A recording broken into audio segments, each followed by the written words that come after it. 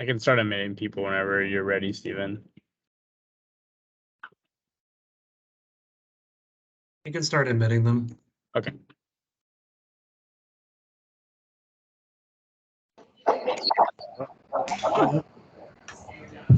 I don't, but that may, yeah, now that you say that.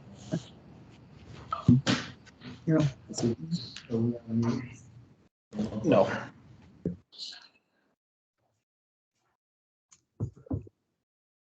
I wish they had just given us these beforehand so we could take notes on them.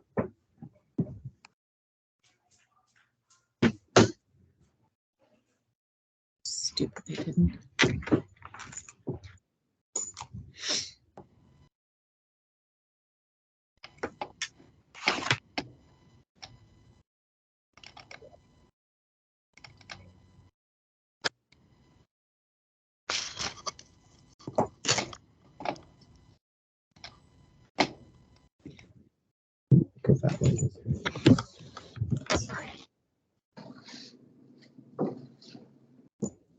You should have sent us these.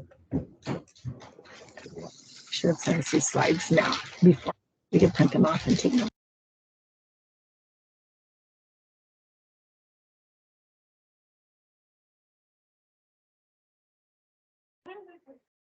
All right, good afternoon, everyone. This is Stephen Stransky with IDA. You should be able to see the first slide of the presentation up on your screens right now. I can just get a thumbs up that you're seeing that. Perfect. We'll give it a couple more minutes and then we will go ahead and get started with the application workshop.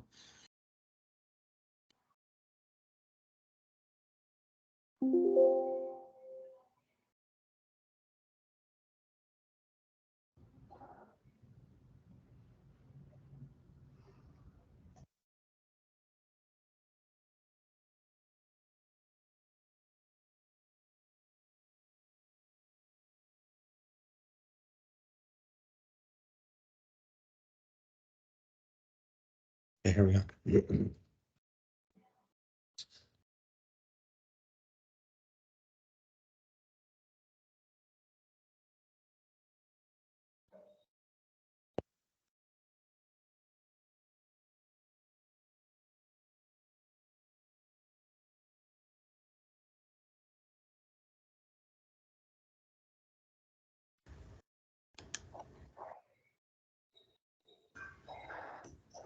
All right, for the sake of everyone's time, we'll go ahead and get started and just admit people as we go. My name is Stephen Stransky. I'm the disaster recovery team lead here with the Iowa Economic Development Authority.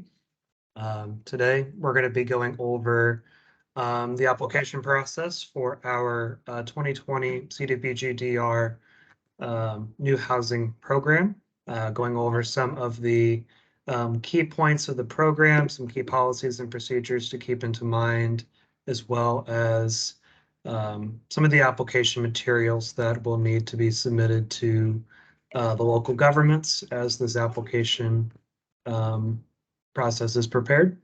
Also presenting on the call will be Jacob Levang and Jared Morford, who are CDBG project managers here, who will be involved in seeing through awarded projects. So this meeting is being held through Microsoft Teams and is being recorded and will be posted to our website shortly after the call. Questions can be submitted through the chat feature, which is the first arrow here that looks a little bit like the WhatsApp logo. If you have any questions throughout the presentation, please place them into the chat and we will address the questions at the end. If there are any technical problems throughout the call, feel free to put them in the chat as well, as we'll monitor that throughout the presentation. If there, for whatever reason, if the chat doesn't work or you have any further questions, feel free to send me an email and I will respond after the event. Please keep yourself muted during the call. You can do that by clicking on the microphone there. And if you want to turn your camera off, feel free to do so by clicking on the camera button there. So as for the chat feature, if you click on the chat and just type in your message there at the bottom. That will submit it over to us. Or again, you can send us an email after the call and we will address your specific question then. So with that, I'm going to turn this over to Jared Morford to explain an overview of the grant and some key policies in regards to it. So Jared, take it away. Thank you, Stephen. Greetings, everybody. My name is Jared Morford. As it says there, I am a CDBG project manager for the grant. Thanks for everybody showing up, taking their time to learn and listen. And so just going to do an overview here as to how we got here. As we all know, on August 10th, 2020, what the Derecho happened across the better half of the state. September 30th, federal legislation was passed and approved to fund the disaster recovery. On October 10th, HUD allocated the funds to cities and states. On February 20 of 2022, HUD issues the Federal Register notice. If you're not familiar with that, those are the rules regarding the funding. From February to June of 2022, IEDA completed and submitted financial management and grant compliance certifications, and the action plan to HUD. August of 2022, HUD approves our action plan.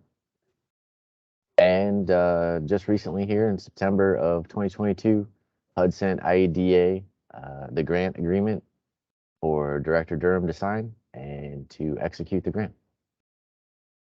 Next slide, please.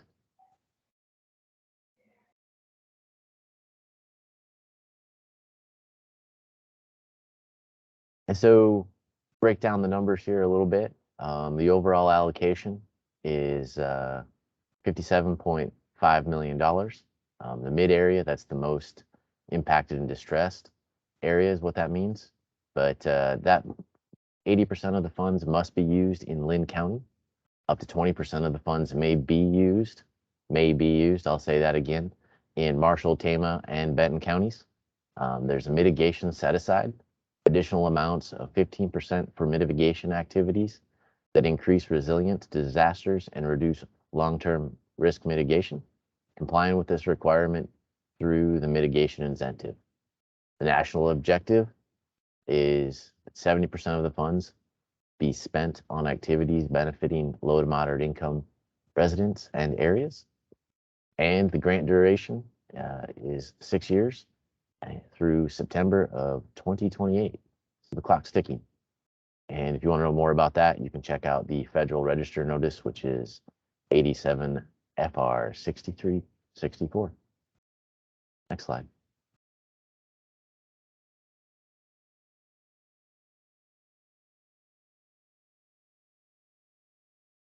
Here's another breakdown of the numbers. We won't cover, we'll kind of skim it all, some of it. But the new resilient affordable housing, we have a total budget of $20 million, as you can see. Lynn County is allocated $16 million. And then Marshall, Tama, Benton counties are allocated $4 million.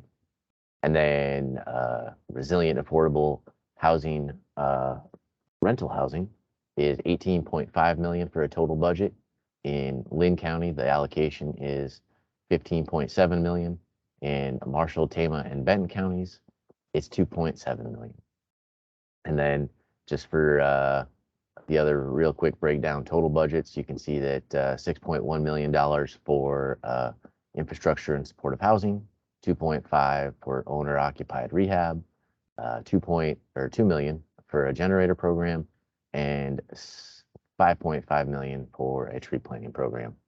And then the fine print, which is always important to know, down at the bottom says that if for single family rental and or infrastructure and supportive housing programs have significant application overruns or underruns, IED reserves the right to reallocate 5 million or less between program budgets with HUD approval. Next slide, please. And so the application itself, I'll talk a little bit about the process, and Stephen will dive deeper into the bones of it. But first and foremost, Developers will not submit an application to IEDA. There's been some confusion on that, and so that's front and center. We want to make that clear that you will be working and submitting the application is actually submitted by a city, county, or tribal government on behalf of the developer. Developers must submit all required application materials to the city or if unincorporated county that their project is located in. And then local governments and tribes will have until Friday, December 30th of this year to submit complete applications to Iowa grants. Next slide, please.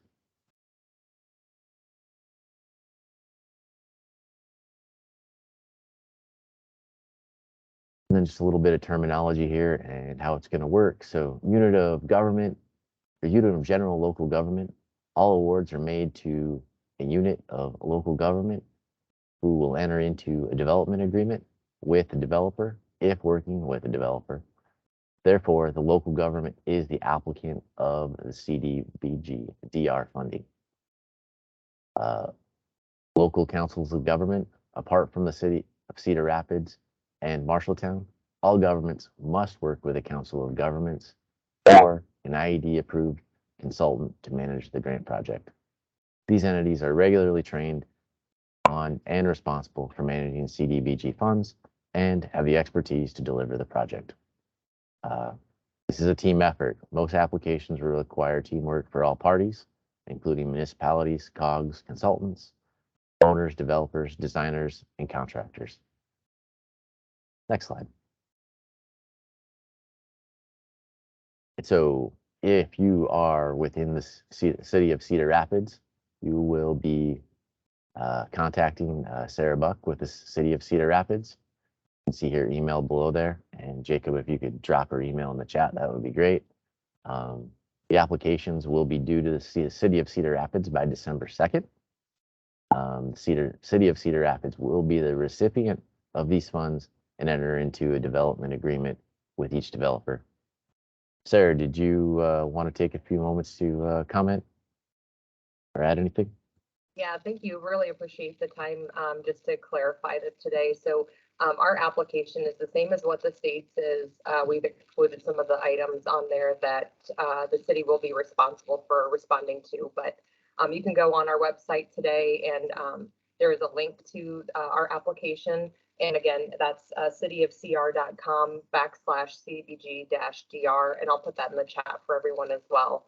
So you can go on there today and take a look at that application. There's no need to go to the state's website to download that application. Again, that was just for reference. But if you have any questions, feel free to reach out to me. Happy to help.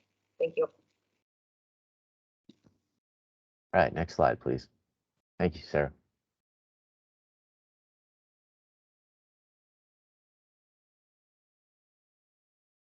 How to apply in Lynn County and other than Cedar Rapids.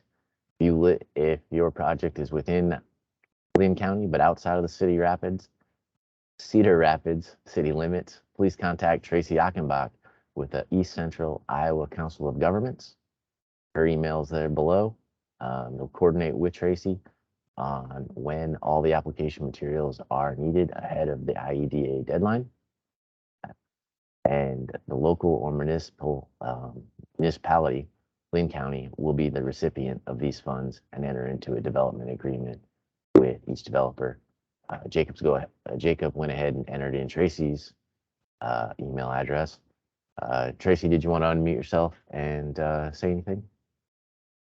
Sure. Just I'll agree with Sarah. There's been some confusion from folks. So Paula Mitchell, who's also on this call, she and I have been attending some of the design consultation meetings. If we knew about them, we've been involved a lot in the pre-application process. So we just encourage you to reach out to the cities in which you are thinking of doing a project. Outside, if it's outside of the city limits of Cedar Rapids, then we would perhaps be working with the city and the county and preparing their applications. We have heard from several developers, but please reach out to me to make sure we have some projects that we know for sure. There's other ones where we've seen some emails going back and forth, some confusion. And then also just because the cities or the county has to be the applicant, make sure that you're in conversation with them so that they know that they have this process coming up. Thanks. Thanks, Tracy. Next slide, please. If your project is in Marshalltown, if your project is within Marshalltown, please contact Jessica Kinzer with the City of Marshalltown. Her email is below, and contact Jessica for when the City of Marshalltown needs all required documentations to submit applications ahead of the IEDA deadline. The City of Marshalltown will be the recipient of these funds and enter into a development agreement with the developer. Jacob went ahead and put her email address in the chat. I don't know if Jessica's on the call, but if you are and you want to say anything, feel free. Yes, thanks, Jared. I am on the call, and so we are looking at our timelines now and where things look at in terms of meetings falling. And so we're really wanting to set our public hearing in November and accomplish everything that we need to accomplish to get these submitted at our December 12th City Council meeting. So please contact us here very soon if you would, if you are interested in applying for a project in Marshalltown. Awesome. Thank you, Jessica. Next slide, please.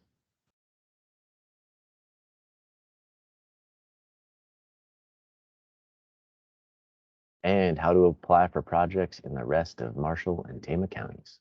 If your project is outside of Marshalltown, in Marshall County, or in Tama County, please reach out to Marty Wymore of Region 6 Council of Governments. His email will be dropped in the chat box there. Contact Marty for when the Region 6 will need all required documents to submit applications ahead of the IED or the IEDA deadline. The municipality or county will be the recipient of these funds and enter into a development agreement with each developer. Marty, did you want to say anything? Just contact me as soon as possible to start working through all the application details. We'll help you through every step of the process. So we're here to help. Thank you. Excellent. Thank you, Marty.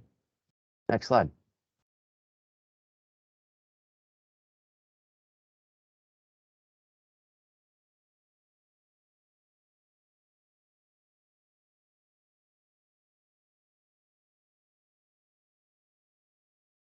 Hey, Jacob, can I jump in here for a second? Do you mind? Yeah, no problem, Tracy. You go ahead. Just because I just spoke about Lynn County because I thought that's what we were talking about, but we also cover Benton County. So if you are a developer that's looking at a project in potentially Benton County, same process, reach out to the community or the county in which you're planning to do the project, or you can always reach out to me or to Paula Mitchell at ECOG, and we'll be happy to work you through the process. But because they are city applications, we will be working with the cities as well. And the other thing that I would want to say is that we, each city, no matter who they are going to have time to have city council approval of everything prior to the application going down there. So just make sure you start on this process fairly soon so that we can make sure we have everything in order so that, by the time the last city council meets before applications are due, we have everything ready to submit to the state. That's all I'll say. Thank you, Jacob. Sorry. No problem at all. So I'm gonna carry us through program overview now. So my name is Jacob Levain. I'm also a project manager, similar to Jared, and I'll be working on the 2020 Derecho. So thank you all for joining us here today. If you go to the next slide for me, please.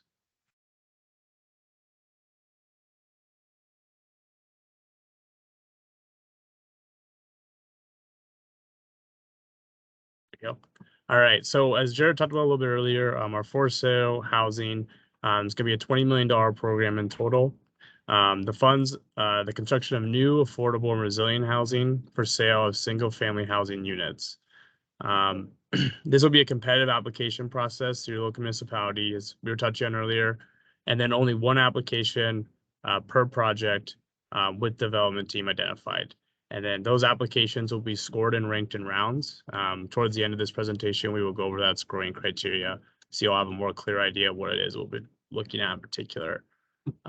For owner-occupied housing units, the base incentive will be $100,000 per unit, with an up to an additional $25,000 per unit and a mitigation incentive also available.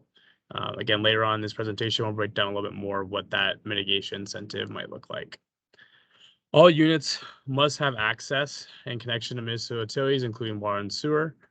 No projects dependent on wells and or septic systems will be eligible, but up to $70,000 will be available for infrastructure, but this will be on a competitive basis, awarded each round of housing. Next slide, please. On the other side, we have our rental housing program, which will be $18.5 million in total, and you can see the breakdowns on the right for each county. It'll also have infrastructure and support of housing as well. The use of this funds is to construct new and affordable resilient rental units and single-family homes, as long as multifamily buildings. This will also be a competitive application process with one application per development team, and those applications will be scored and ranked in rounds. For the rental housing unit, we're doing a base incentive of $75,000, and then $15,000 in the resiliency funds will be available. And again, we'll break down what that might look like a little later on in the presentation. And then the same as the housing units or the single family housing units for sale, they almost have access to municipal utilities, including water and sewer. Excuse me, and up to $70,000 can be awarded competitively for infrastructure per housing unit. Next slide, please. Some of the requirements for these units, housing units in general, is all for sale units must be sold to persons of low to moderate income, or LMI. 80% of the area median income or less is the standard for that. The homes must also be the primary residence of the LMI buyer. At least, and then for the rental housing units, if you were to take part in that program, at least 51% of rental housing units must be leased to an LMI person. Just to give you a breakdown here below, you can see a little bit of what, an average two-person household in Cedar Rapids looks like at $57,000. But that's the breakdown that we're going to be using. These numbers are updated though. So by time of sale, they could change a little bit, but we expect them to be in this general range then. But again, in order to qualify for that incentive, you must meet these baseline targets. Next slide, please. For our for sale units, the maximum sale price has been set at $175,000. We will offer down payment assistance of up to 100% of a 5% down payment and closing costs as well. Income restricted rental housing units are subject to HUD's 65% home rental maximums and utility allowance, and that's determined by the local housing authority. All for sale and rental units must be marketed to persons impacted by the derecho for 4 months prior to being offered to a member of the general public.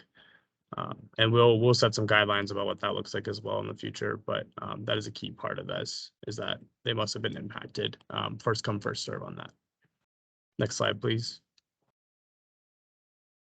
Just to give you an idea of what the home rent limits, the 65% home rent limits might look like.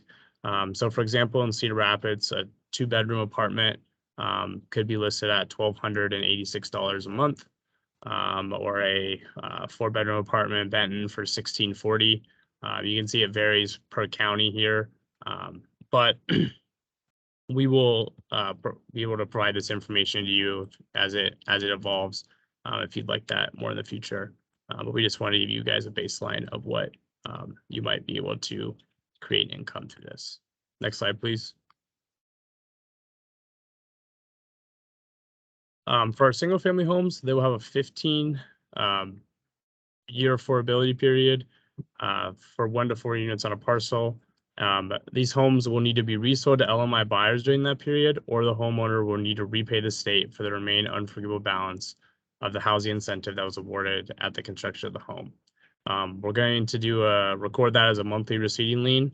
So we would subtract out that amount every month, and then they would have to pay back that additional amount if it was not sold to another LMI individual at the time of the sale.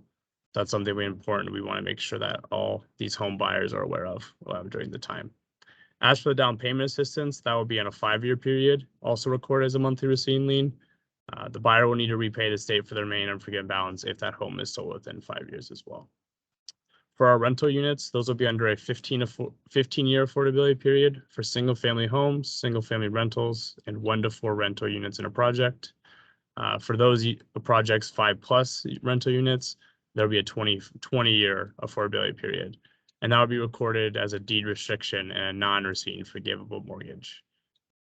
Next slide, please.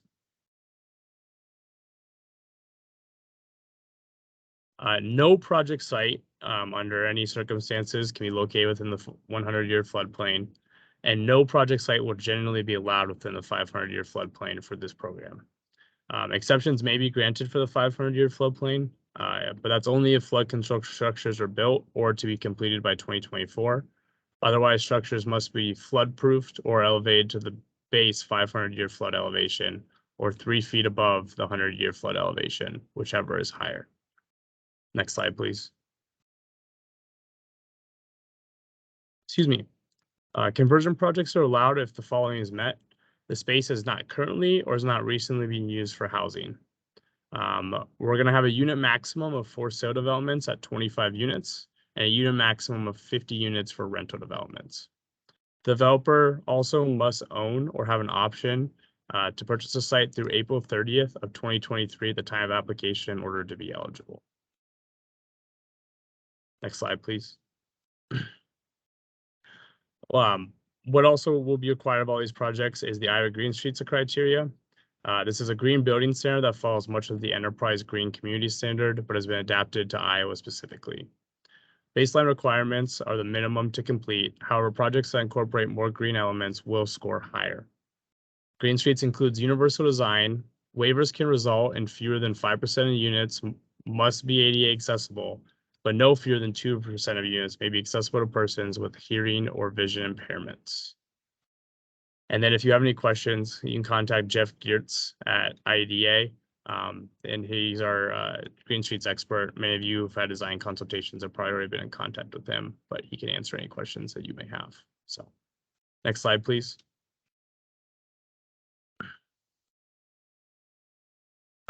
Project sites that are receiving greater than $200,000 in HUD assistance must comply with Section 3. Along with this, projects of 8+ units must comply with Davis-Bacon labor standards. And then all infrastructure projects in support of housing must also comply with Davis-Bacon. All units will have to undergo a review under the National Environmental Protection Act. Along with, they will have to comply with all locally enforced building codes. If no local code is enforced, it must comply with the state building code then. Next slide, please. For infrastructure and supportive housing, this must be publicly owned and accessible to the general public and serve as a delineated service area. No utilities on private property will be considered public infrastructure, such as service lines from the right-of-way into a housing unit. Requests are restricted to 35% of the housing construction costs or $70,000 per unit, whichever is least. This will be competitively awarded to the highest scoring applications with need first. Some of the examples included that we've seen in the past are streets, street curbs and gutters, street trees, access roads, bridges, sidewalks, etc. And again, we have $6.1 million set aside for infrastructure, with 80% of that being in Lynn County. Next slide, please. And I'm going to pass it over to Stephen to go over the application itself here. Thank you very much, Jared. Or Jacob, I'm sorry. So in the next few slides here, I'm just going to go over some pieces of the application that the local governments will need to be submitting to us, just so that you can see some of what they're looking at. So when they ask you for more information, you have some further clarity and background on what we're asking for. And I'll just be using the terminology city generally, but it can be a city, county, or tribal government. The city is going to ask for development information in which you would be providing them with the primary contact on your development team, along with the name of the development entity that's putting together the project. They will ask for a UEI number, which is a unique entity identifier. It's a number that recently replaced the DUNS number in the federal system. So if you need to acquire a UEI number, I would recommend working on that sooner rather than later.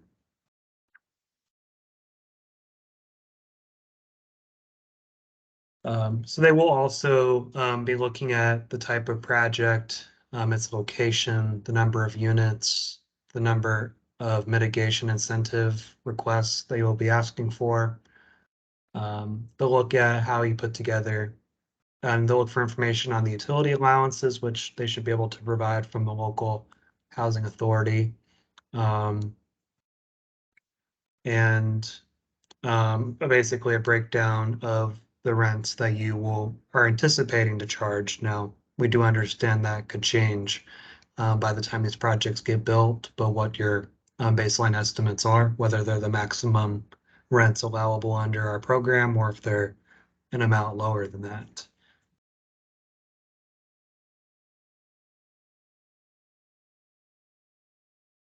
When we look at the project information again, I'm looking at a for sale project here, but the for rental project will look pretty similar to here. Just zeroing in on the city that's located in the county and the zip code +4. Importantly, the number of housing units that are being proposed and the mitigation incentive request per housing unit.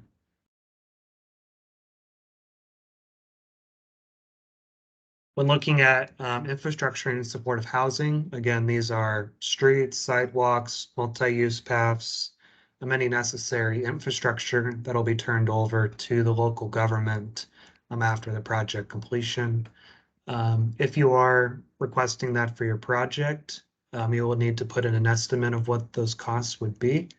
The local government will put in their project delivery amount, and then a number of linear feet of public improvement. If you can provide an estimate of that, it is a requirement for us to report to HUD on.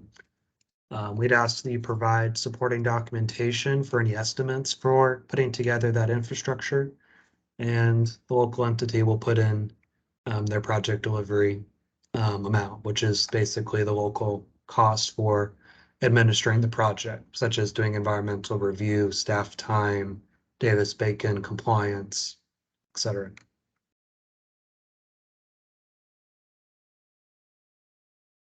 Now, we also are also going to be asking a series of questions about the project location.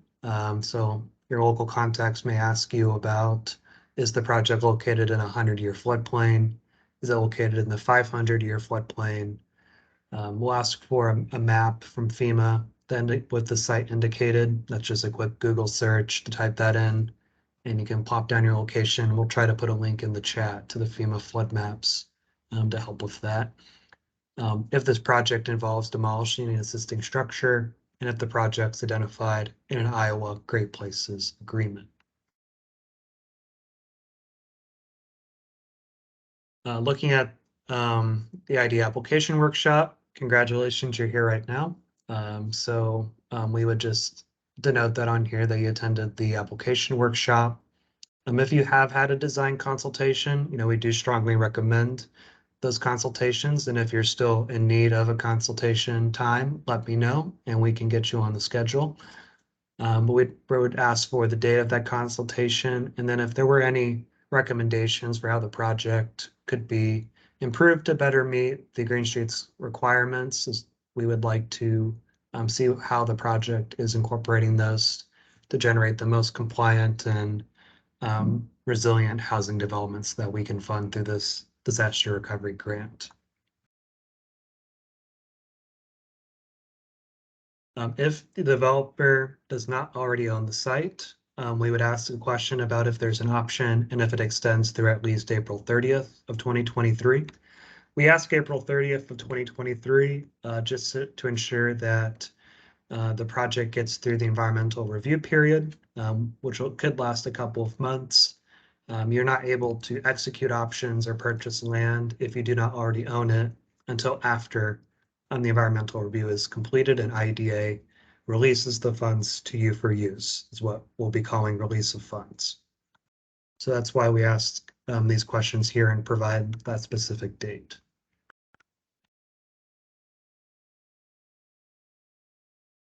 Now, no project is required to have already completed an environmental review or a phase 1 archaeological survey. We would reimburse the cost of those after your project was awarded. However, if you want to take it upon yourself to complete those ahead of time on your own dollar, or using other grant or private funding, you are able certainly to do so. And if you do have completed those elements of the project ahead of time, we would just ask a series of questions here in terms of whether those have been completed. We also will ask if it's located on existing water and sewer lines, as we are not able, according to the HUD, to award projects that are not connected or would be connected to municipal water and sewer utilities. HUD also does prohibit us from providing benefits to any private utilities in any way. So we will ask who are the utility providers for the project site, so that we can ensure that any support we provide, particularly support for infrastructure and support of housing, only goes to public utilities or public utilities owned by local government agencies. HUD does not consider rural electric cooperatives to be public. They consider those to be private. So if you are in a rural area that relies on an REC for electricity, we do have to consider that private at this point in time. We'll also ask when you would estimate project completion occurring.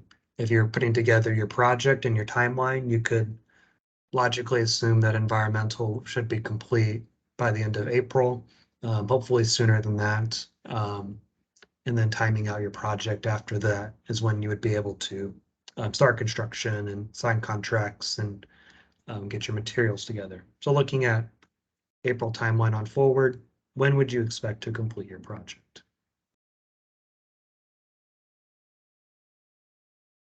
So we will look at, is the project an infill development?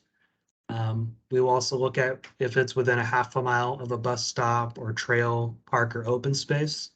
HUD has recently updated their environmental justice guidelines when they conduct an environmental review, and they strongly value locations that are closer to alternative forms of transportation and to natural and recreational amenities.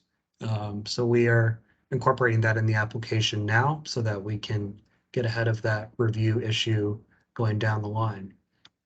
Similarly, we're also going to be asking, in this information, the local government may know better than you, if it's within a half a mile of a brownfield site or a Superfund site or a site on the EPA national priorities list. Locations within those radii tend to cause issues when it gets to environmental, so we want to ensure that we're aware of this upfront so that we don't have any issues going down the line.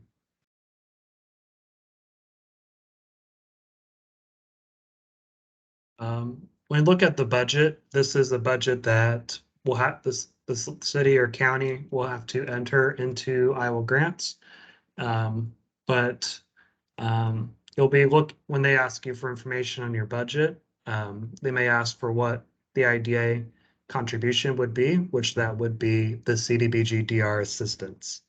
We'll look at any other funding sources that you may have received, whether it's private financing to support your project, whether it's funding from the local government that would be provided optionally if they chose to do so, or if there are any other contributions to the project, whether it be light tech, brownfield or grayfield, or any other funding sources. We would want to see those listed out here so that we can get a full understanding of how this project is expected to be financed so that we can make our award appropriately. They should also ask for uses of funds, this specifically goes into how the CDBG funds are going to be used, or how these items would be accomplished without CDBG funds and using CDBG funds elsewhere in the project. So when you go into all these categories, we can fund land acquisition, for instance, with CDBG DR, though you cannot acquire the land until after release of funds. We ask that contingencies are less than 15%. We also ask that developer fees are 10% or less.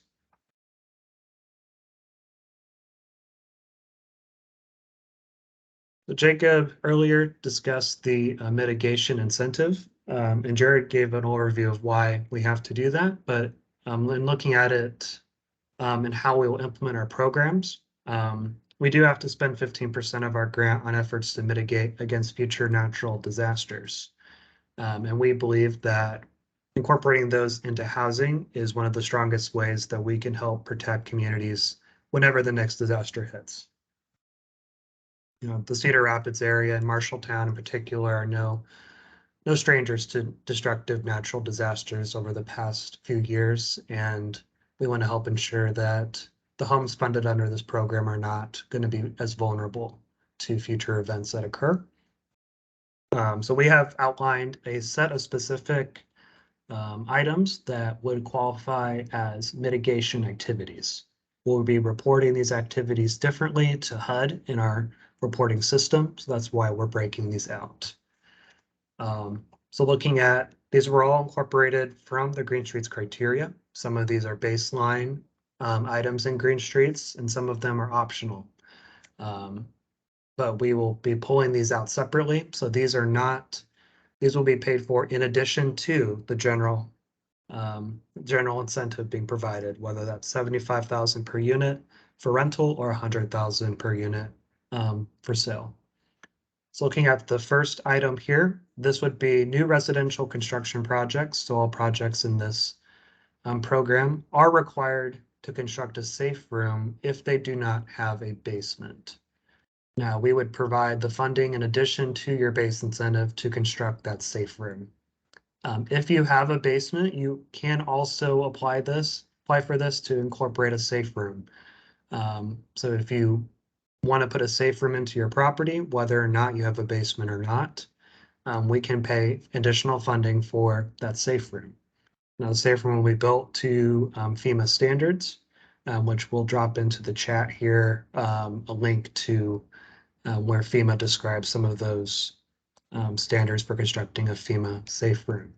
So you would provide the additional amount that would be requested, and then a description saying safe room, and then attach any supporting cost estimates that you may have to back up that additional funding request, so that we can analyze it for cost reasonableness. Looking at the other two elements below, Green Streets does require stormwater retention of 1.25 inch rainfall on site.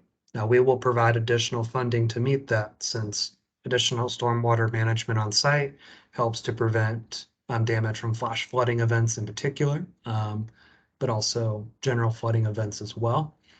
And if you wanted to pursue the optional goal of 2.5 inch rainfall storage on site, we would of course provide additional funding for that as well. And all these items will ask for the similar questions as were highlighted under 1.8, but we just condensed it for be able to show it on this presentation easier.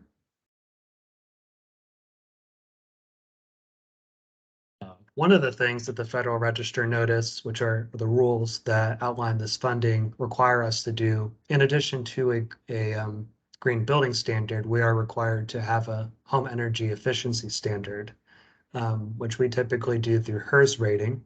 But if you wanted to pursue the U.S. Department of Energy's Zero Energy Ready Home standard, which would come with the certification and may help to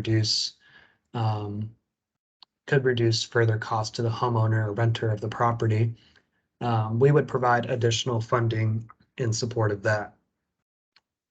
So looking at incorporating renewable energy, such as solar, onto the property.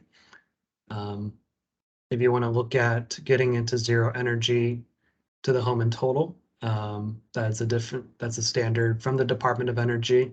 But we would provide additional funding to help you get there and verify it so that you have the official certification. Looking at floodproofing, if you wanted to floodproof the lower floors of the home, you would be able to incorporate this section of Green Streets for additional funding. And finally, if you were to provide a solar system as a backup emergency power or an efficient generator, that would also help to mitigate against future natural disaster impact to the people who reside in these structures. And finally, we are also incorporating the fortified standards for roof, silver or gold into our grant proposal. These standards are optional. However, our grant does score wind resiliency highly, as this was a derecho wind event, and we're increasingly seeing strong wind events in the state. We are providing 9 or 15,000 per unit as part of the mitigation incentive. These are believed to add 1 to 3% to the cost of a construction of a home, but can reduce significantly the terms of property insurance that would be required, since the home would be able to withstand natural disasters more efficiently. We are working on getting a fortified representative from the actual fortified program to do a virtual presentation for developers, but all of the information on fortified is available on their website, and it is open source, and it's available for free to use. So if you do intend to incorporate fortified, we would strongly encourage you to do so, and we will be providing the amounts there as the incentive for incorporating those standards.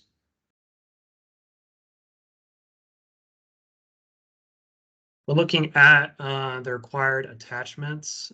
This is a list of what the local government will be asking you to provide them.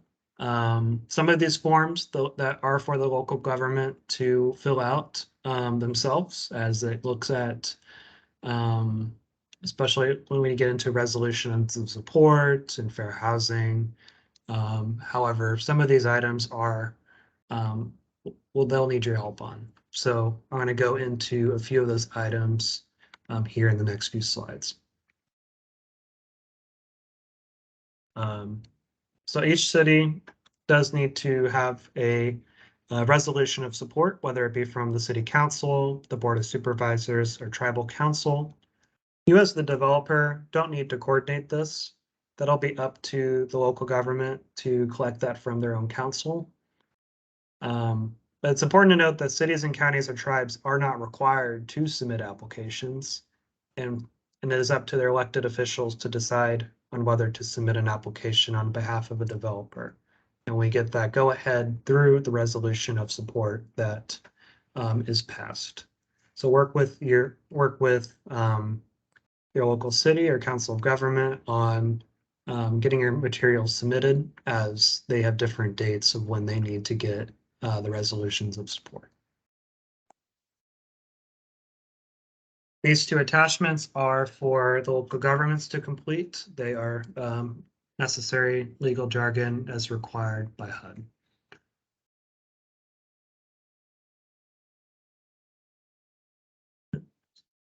All right, did not skip a slide there. This is a screenshot of our developer assurances form that will be provided to you by the local government. Essentially, it is outlining some of the base regulations and requirements that will go into the project, and we would ask for the name of the developer and the property address, and then your initials by each of these items that indicate what these standards are. So that would include environmental review, labor standards if applicable to your project, Section 3, which requires the hiring of low to moderate income workers for part of the project, And then the terms of affordability and Green Street's requirements. It also indicates that we do issue grant funds on a reimbursement basis. And then abiding by any changes in the proposed plans that would be submitted to us, and then of course not discriminating against anyone on the basis of read, creed, color, religion, sex, national origin, age, disability, political affiliation, sexual orientation, gender identity, or citizenship. And then it will give us the ability to take photographs of the project and use them for marketing of the program. One critical cross-cutting regulation we have to follow with this program is called duplication of benefits, or DOB. You'll be provided with this template and feel free to adjust the assistance as relevant to your project. But essentially, we cannot duplicate our assistance where other assistance is available. So if your project has received, or you expect to be receiving workforce housing, a LIHTC, brownfield, grayfield, if there's local match to the project, we need to know that off front so that we can ensure that we're not duplicating that assistance. Now, if you have private financing or private lending, that does not count. We're looking at grant funding that has been awarded, or tax credit funding that's been awarded to your project. So if your project, say, cost $10 million and you received $3 million from, let's just say, the LIHTC program offhand, our project would only be eligible to fund up to $7 million of the project cost. So feel free to amend this table as applicable to your project and with if it's been awarded, if it's been pending, and then write the amount that you have been that you have committed to the project. And if there are any future duplication of benefits that come into play, if you apply for our funding and next year you get one of these competitive tax credit programs, you'll be signing a subrogation agreement that you would need to notify us of that so that we can adjust your award accordingly. As we describe in this slide here. So we cannot duplicate benefits. So if there is additional funding that comes in later, you do need to notify that to us so that we can not run afoul of that federal regulation.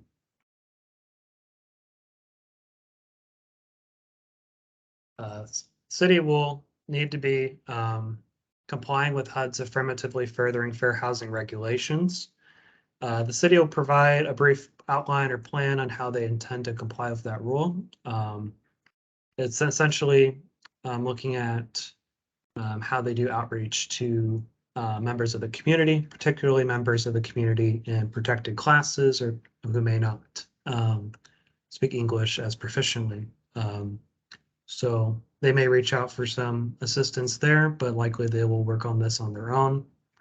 The city will also be providing the city with a template that they would need to sign that they are aware of the risk of contractor fraud. We are required by HUD to provide that and have provided a document from the Iowa Attorney General's office that will be signed by the city. So that's not something you need to worry about, but the city will handle that.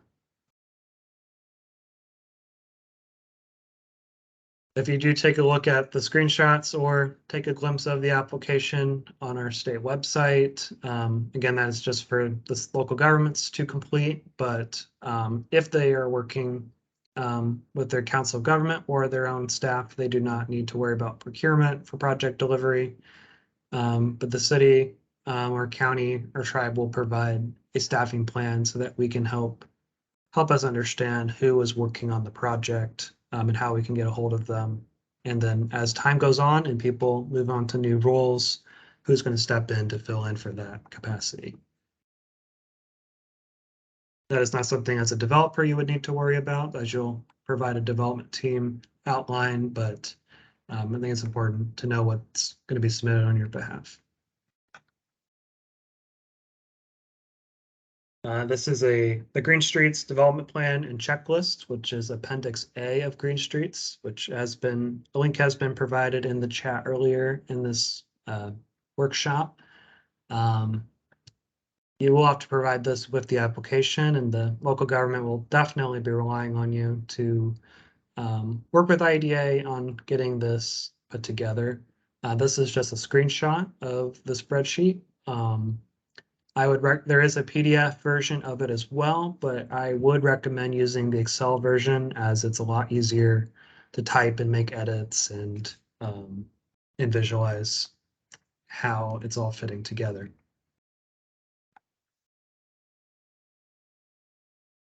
As mentioned earlier, we will ask for a list of the known development team members. This is so we can keep track of who's going to be working on the project. So we'd ask for the name, the firm, and contact information, including email, of who you expect to be working on the project, whether it's a developer, the architectural firm. If you know people down even further down the line who will be working on the project, please let us know. For site control, this could be a screenshot of the county records of ownership if the developer does own the property, or you would submit to the city an option that's been an option for purchase to demonstrate that you have or will have site control once we give you a release of funds.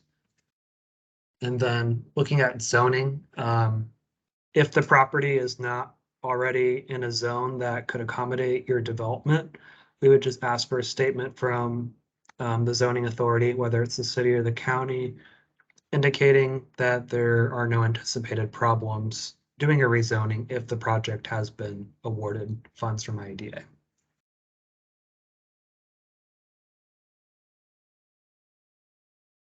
Looking at project design documents, these would be preliminary site plans, building design documents, floor plans, information on wind resiliency, how incorporating it into your project, etc. This is basically what you're showing us, what you anticipate doing. And we understand these are all preliminary and things will change as time goes forward, but we just want to see what this type of project that we're funding looks like so that we can have some expectations. And then we know some thought has been put into this. Rental projects will need to provide a pro forma to indicate how the project financing will work throughout at least the duration of the affordability period. Looking at project cost estimates, we do request that developers provide estimates of the project costs on a line item basis as you have the information to complete so that we can assess cost reasonableness of the items being requested. Local governments all have a template that we used in the 2019 CDBG DR rounds in Western Iowa. However, if you do need to make edits or changes to that to accommodate your project, that is acceptable. And then finally, we will ask for a timeline of the project, ideally showing a project completion within 2 to 3 years of award, being award tentatively in January 2023, or demonstrating that you need a longer time frame so that we can issue the award appropriately. And with that, I'm going to turn it back over to Jared for a wrap up, and then we will take your questions. So Jared, take it away. Thanks, Stephen. All right, so you've entered all that stuff in. The city or the council of governments entered that all in for you. You've submitted it to the city. Now we're going to discuss the housing scoring criteria. Very similar to what Stephen just said, but these are all the things we rank. We don't ask you anything that we don't need to know or want to know. And so number one is we will rank the level of development, provided plans, renderings, and specifications. So the more detail that you give us, the easier it is for us to score it. We will rank the wind resiliency features, the fortified and wind resiliency. We will rank the green score, the green streets criteria, the degree to which the proposed project is consistent with sustainability and smart growth principles, and the degree to which the project exceeds the Iowa Green Communities criteria, higher points for requesting and integrating additional green and resilient incentives. Number 4, we'll rank how the project included recommendations provided by IEDA in the design consultation. Those design consultations aren't a waste of your time or our time. We want to make sure that while we're in them, you take the opportunity to utilize the suggestions that we give. Number 5, rank whether the project intends to comply with the U.S. Department of Energy Zero Energy Ready Homes program requirement and obtain certification. Oftentimes, Jeff will say that if you're doing all of the Green Straits criteria, the Department of Energy Ready criteria, you're pretty darn close. Rank the project alignment with applicant's community development and housing needs assessment. So a needs assessment is, that needs assessment helps parallel the project. Number 7, rank the community's proposed steps to affirmatively further fair housing. Stephen mentioned that. That's something on the city. That's the city's responsibility. Number 8, rank how well the project furthers infill and or orderly development. So we want to make sure that we're using existing sites or that the new development is within a close proximity of the existing development. Number 9, rank the project's shovel readiness. Are you going to be ready to build come April 2023? Number 10, rank how well documented the other funding sources are. Stephen kind of showed that document as he was talking about duplication of benefits. Number 11, rank the level of optional local match. Is there a local match? It's not required, but it's beneficial. Number 12, rank how detailed the development team is. Does it include email, phone number, and contact information for all development team members? We want to work with you, so we got to know how to reach out to you and vice versa. Number 13, rank how experienced the development team is with regard to green and resilient building standards and or the Iowa Green Streets criteria. Number 14, rank how experienced the development team is with regard to HUD or other federally funded projects. Have you done anything federally? And last but not least, number 15, rental only, rank how detailed the pro forma and rental calculation worksheet is. Next slide.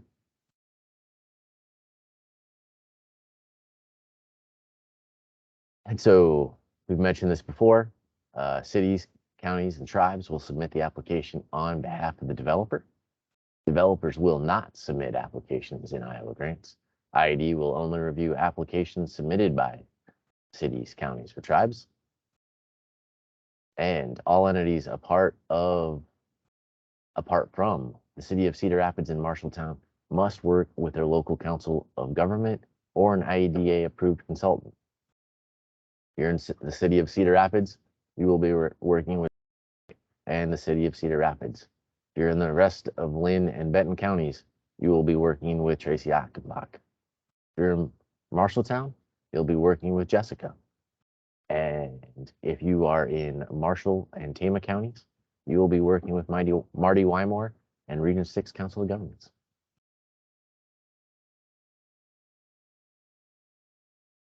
And so these are our overall projected outcomes.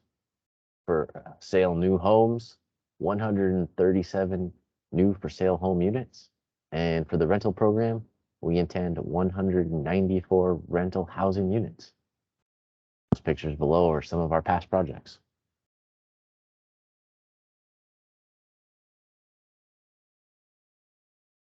And I've seen some questions and comments in the chats.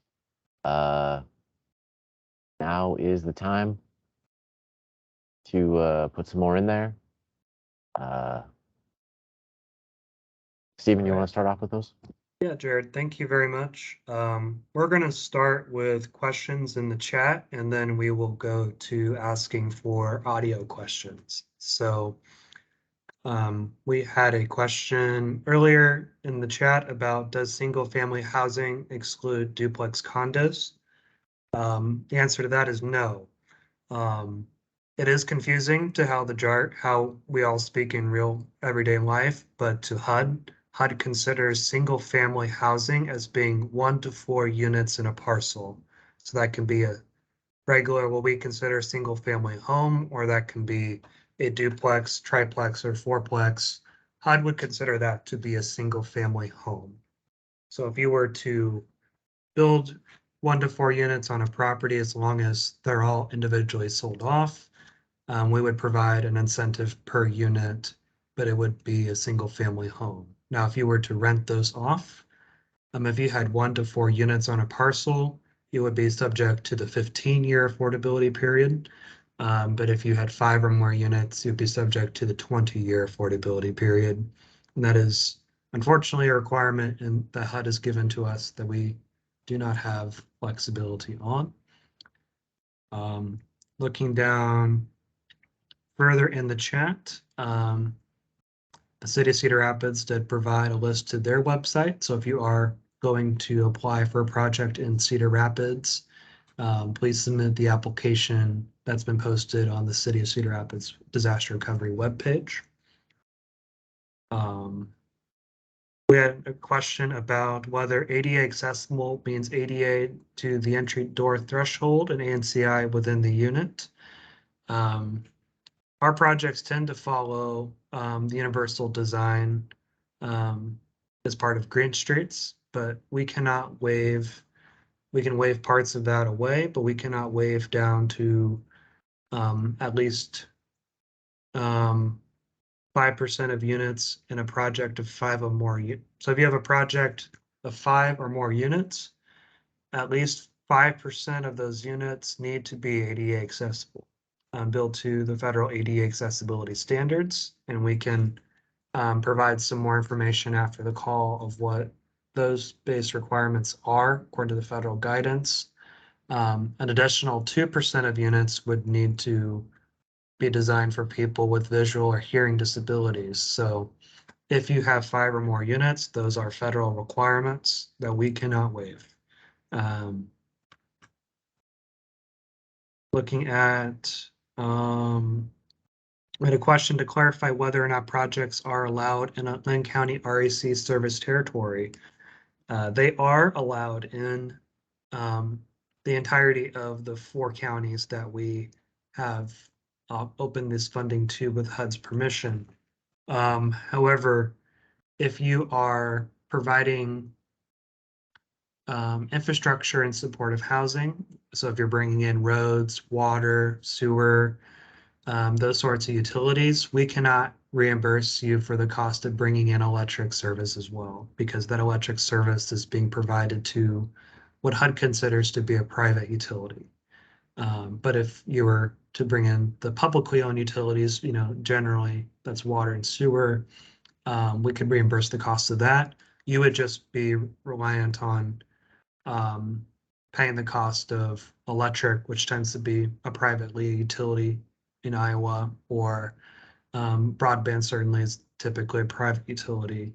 But you can construct your projects in the entirety of the 4 counties.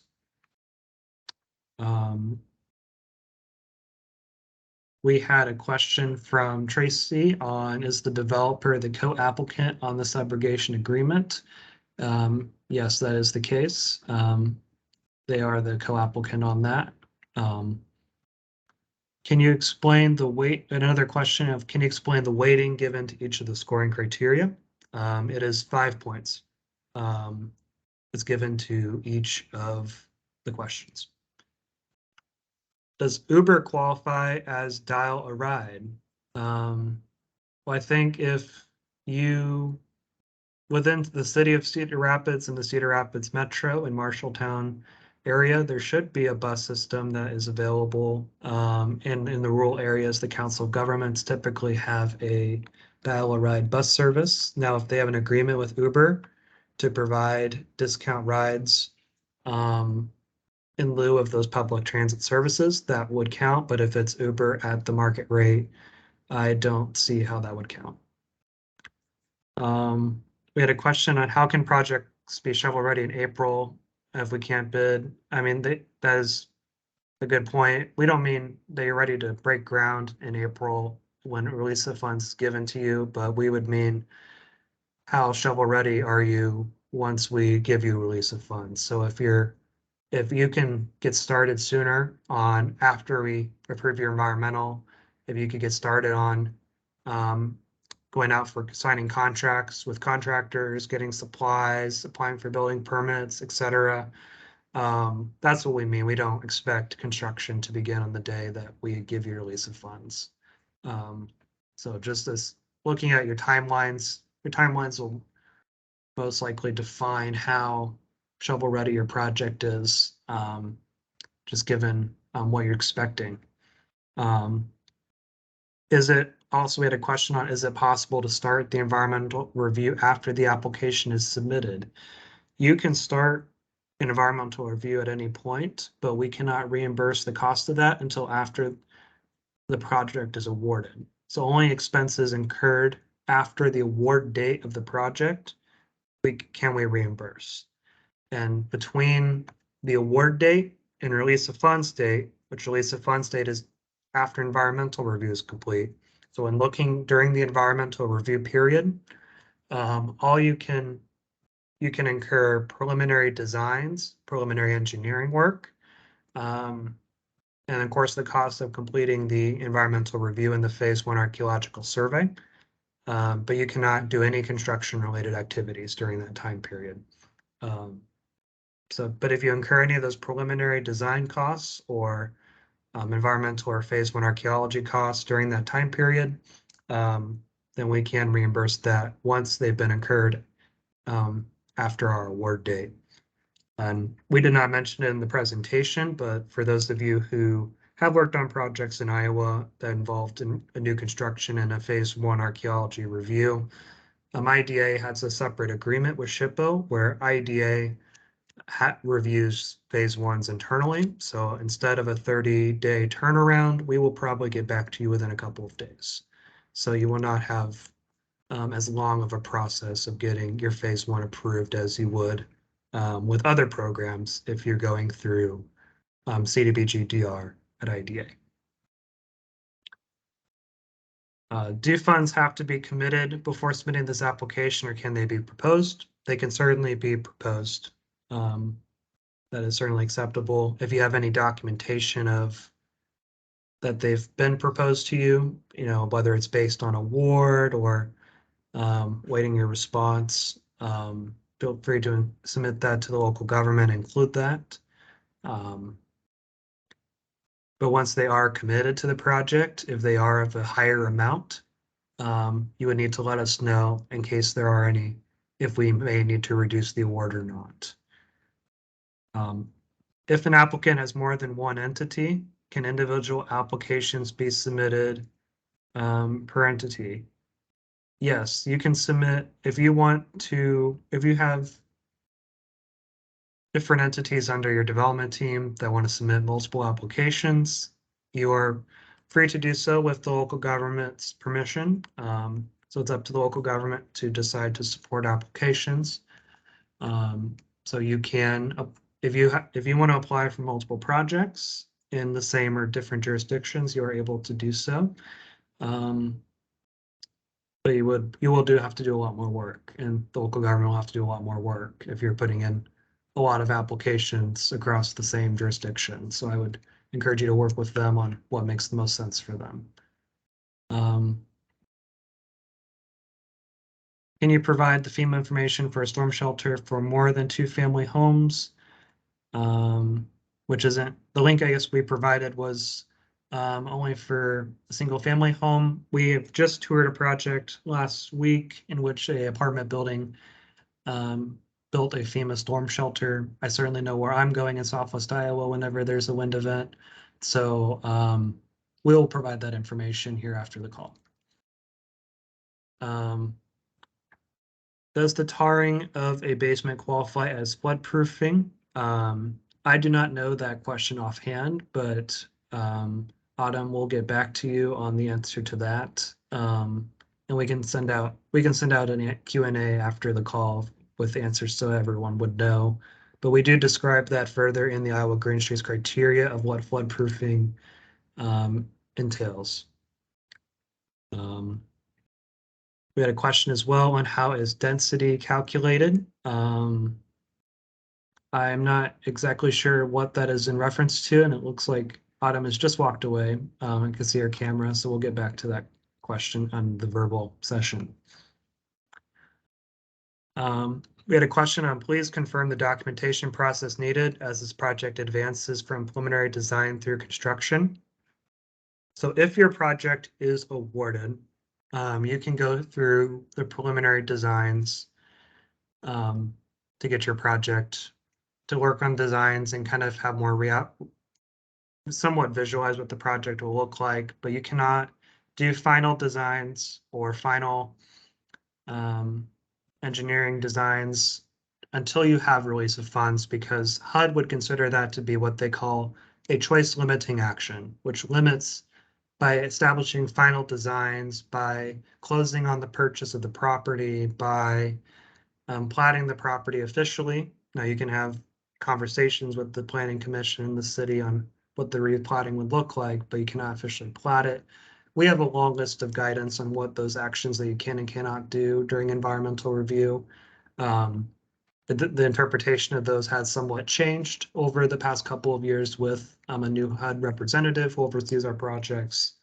But as far as documentation goes, there are some of that documentation would be required for Green Streets, which you'll work throughout that design process to get your project scaled up and ready to go once release of funds is issued.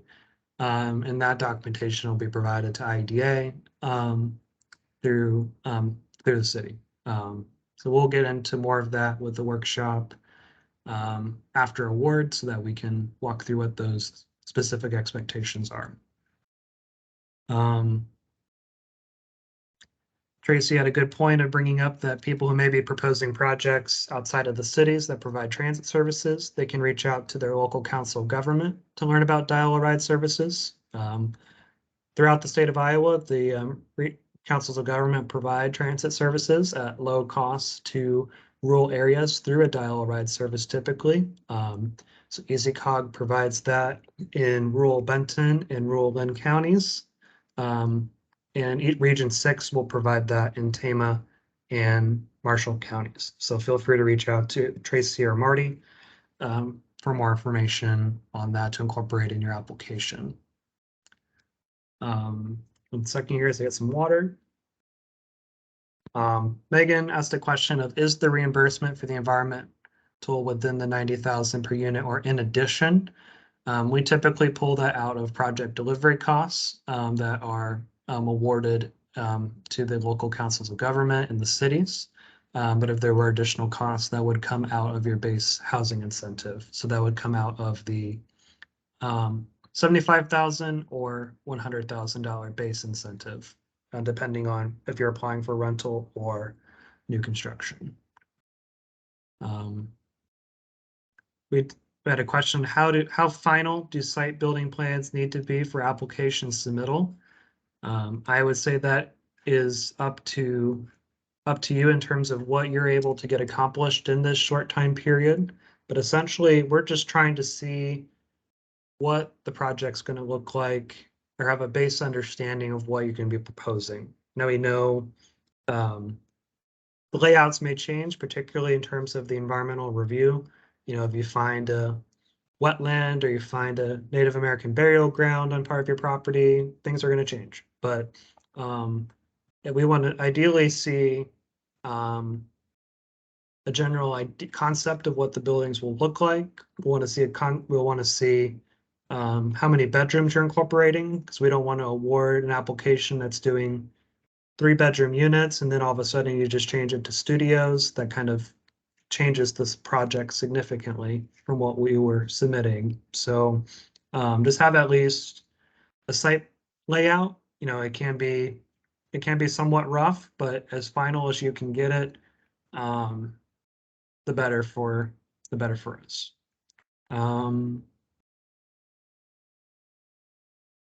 We had a follow-up question on ADA accessibility. It was Graham pulled it out of the Green Streets criteria. Thank you for going there for that. So it's design a minimum of 15% of the dwelling units in accordance with the ICC or ANSI. You can read the question fully in the chat box here.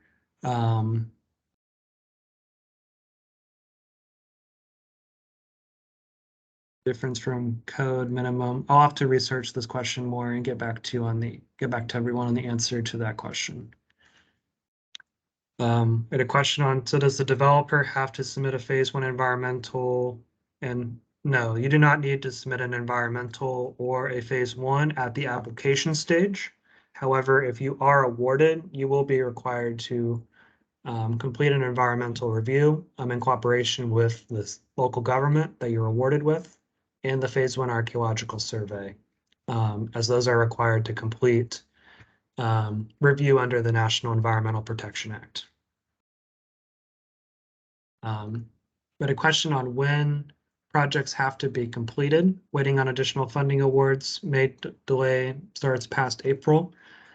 We will issue an award for generally 2 to 3 years unless you indicate differently in your timeline. We have some flexibility with those timelines, but we don't want to issue a long award and then have nothing get done until the end, and then you need more time. So our grant closes in 2028 and we cannot extend beyond that date. So I would encourage you to try to work as much within the timeline as you can. You know, you don't talk into a void when you talk to IEDA. We try to be very responsive and get back to you. So if there are problems on your project that are, you know, we know supply chain is quite an issue in terms of getting materials and the costs, you know, rising and fluctuating.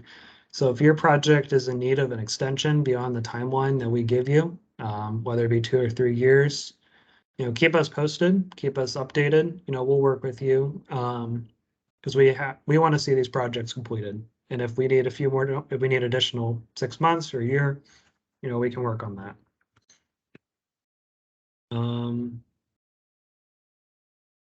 Let's see. Please confirm what, if any, special training a contractor will need to perform green building type work. You will not, with the support of, you know, Jeff and Jared and our Green Streets team, I don't believe you will need any specific training. They can provide helpful resources if you want to go and get further training to enhance your own understanding of the process, but we do not require any special certifications to work on that. A question of describe the difference between a single family house versus a multifamily building. If single family is 1 to 4 units, is multifamily 5 or more? Yes, that is correct. So we consider single family, as HUD considers single family, to be 1 to 4 units on a parcel, and 5 units or more is multifamily. So we're only funding the construction for sale of single family units being 1 to 4 units on a parcel. So you could build a 4-plex and sell off each of the 4 units, and we would give you the housing incentive per each of those 4 units. So you could be looking at $400,000 to $500,000 for those 4 units. If you're doing rental, you have the option of doing single family rentals, whether they're 1 to 4 units, or multifamily rentals, which would be 5 or more units in the rental project.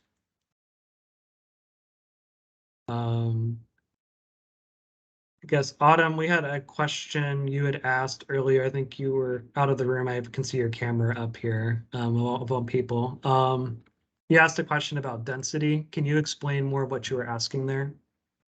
You can unmute yourself if you're muted here. Yeah, you're still muted. Per acre. Yeah, I think it got answered. Units per acre was answered. And what a single. And what a single family was versus a duplex, you know, the real estate language versus the legal definition of a single family. Gotcha. Yeah, in terms of density per acre, that is up to the local, we would rely on the local government Sure. zoning regulations to decide what's allowable in that. Okay, thank you. Let's see, it looks like if you want to go ahead and raise your hands using the raise hand feature, it's under reactions. You can also send any smileys faces or sad faces or anything else, depending on what your thoughts are. I will just go ahead and call off on people that I see have raised their hand. So Megan Sandcar, if you'd like to unmute yourself and ask your questions. Yeah, I just have a question. Is it possible for the state of Iowa to grant the money to the city or local jurisdiction and then have that local jurisdiction loan the funding? So it's no, or sorry, not grant, sorry.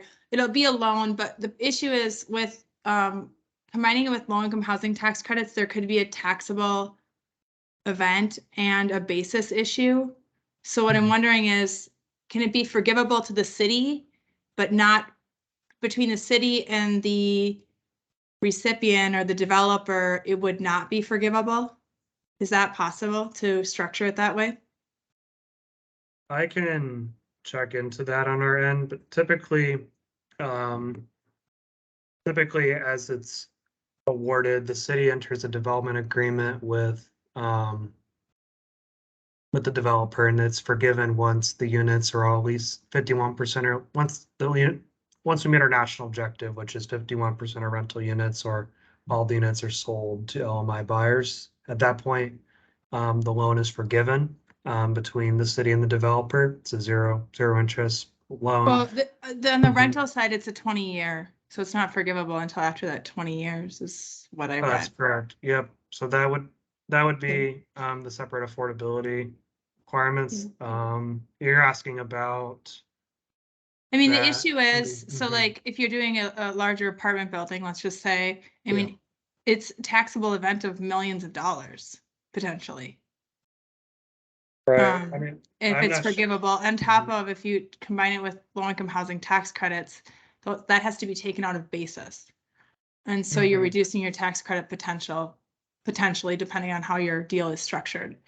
So what we've seen Mhm. other jurisdictions outside of Iowa do is that it might be forgivable to the local city, but between the city and the developer, it's not forgivable. So it would just continue, to be financed, during that period if it's 20 years. And then after the 20 years, you could potentially ask the city to re-up that, or you could refinance with other structure. But listing it as forgivable, basically, unless this program has an exception, ensures that it will have to be taken out of basis and it will be taxable. Gotcha. Yeah, we'll do some checking into that here. And if you can provide any further information on other jurisdictions, definitely feel free to send it over too. Yeah, I can look at that. It's not through, this particular funding, but it is through like other funding sources. Okay. Yeah, but we'll take a look into that. Looks like Lauren Hoffman, if you want to go ahead and unmute yourself. Yes, can you hear me? Yes. Okay, so we have a potential project that would be pursuing through this program. There are some sensitive areas, wetlands on the site that require some wetland impacts. Ideally, to get the most density would require pretty much all the wetlands to be impacted. They would be properly mitigated. Is there a scenario where the developer could receive, if we get through this pre-app and application process, we find out that maybe from a site standpoint, it does not meet your threshold and maybe won't be eligible for funding. Hopefully that's worst case scenario, but there is funding available just for the construction of the units on that site. So our funding isn't, we want to look at a site and application, but if during the environmental review period, you find that the site isn't workable, you can identify a different site during that time process and come up with and do a new environmental and a new phase 1 on the new site, and that's acceptable. Our award is for the number of units. worst case scenario, we don't like to see things change sites, but if there's of course an environmental issue that would be costly or impossible to mitigate against, we're open to changing sites. We've had that happen in the past. Is there a scenario where, so we go through this application process and we say, just from a site standpoint, there's potentially some other issues where connectivity to public transit or to services is I can already tell he's going to rank low.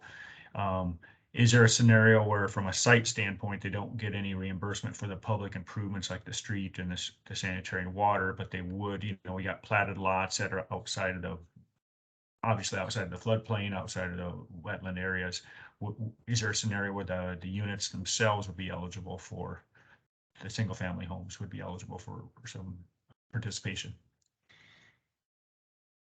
So you're asking about, sorry, it's been a longer call here. Didn't have enough coffee, I think. So I'm just trying to follow the question here. So you're asking if your project site, if there's mitigation that needs to be happen, but you're able to build on another part of the site?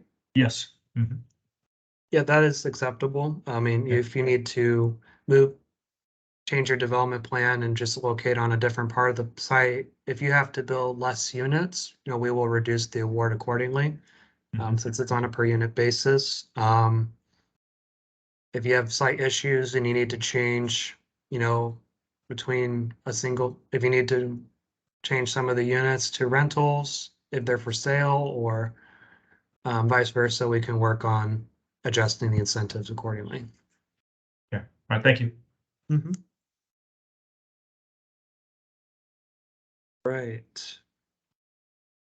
I don't see anyone else with their hands up. I think briefly saw Charlie Nichols raise his hand, but I don't know, Charlie, do you still have a question or?